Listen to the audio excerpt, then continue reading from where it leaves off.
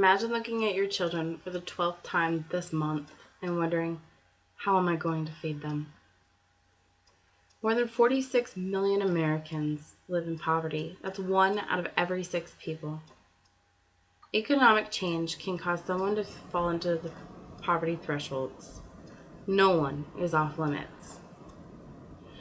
Persons born into poverty are kept into poverty as adults because there's no outreach program to show them how to get out.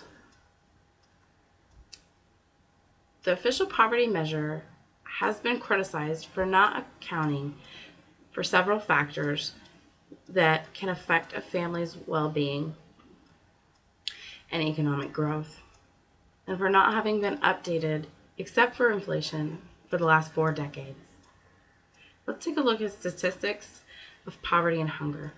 In 2010, 31.6% of households headed by single women were poor, while 15.8% of households headed by single men and 6.2% of households were headed by married couples lived in poverty.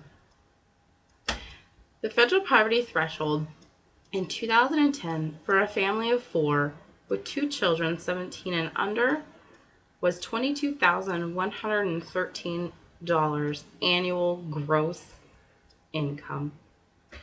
The basic needs researchers estimate that it takes a 1.5 to 3.5 times that of the official poverty level, depending on locality, to cover the cost of a family's basic minimum day-to-day needs. U.S. Census Bureau. In 2013, 5.6% of U.S. households, that's 6.8 million households, had very low food security. In the more severe range of food insecurity, the food intake of some household members was reduced and normal eating patterns were disrupted at times during the year due to limited resources. Coleman Jensen, 2014.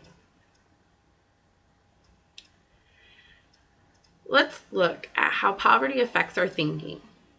Poverty alters the aspect of existence for those in its clutches. Poverty is powerful. People in poverty consume less, they have less access to education, they have less access to healthcare services, they have more exposure to violence and corruption. Poverty leads to things such as stress, negative emotions, depression, and other problems. Poverty can cause people to think in the now and not the long term. This directly hinders decision making. Poverty is a huge factor in alcohol and drug abuse, mostly due to people trying to escape and seek peace from their depression and anxiety.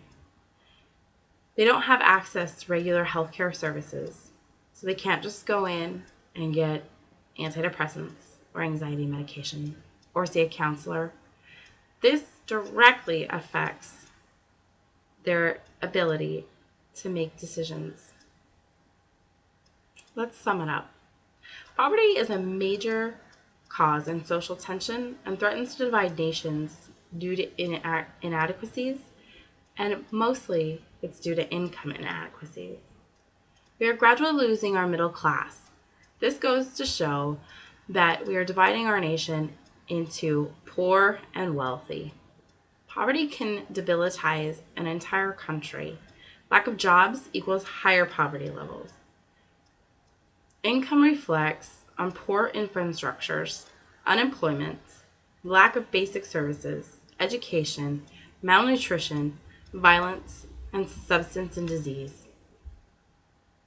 In an effort to unite people around a society and represent acts according to a common set of values should be in effect. We should have a society that nurtures and enables all of its people to develop new skills. By seeing how poverty affects all walks of life, we can change our opinion and our way of thinking of poverty and our perspective on people who are in poverty. I hope my speech showed you that poverty affects everyone, regardless of age, income, religion, creed. We are all at the clutches of poverty. All it takes is one job loss in your family to push you over that threshold and into poverty. Thank you.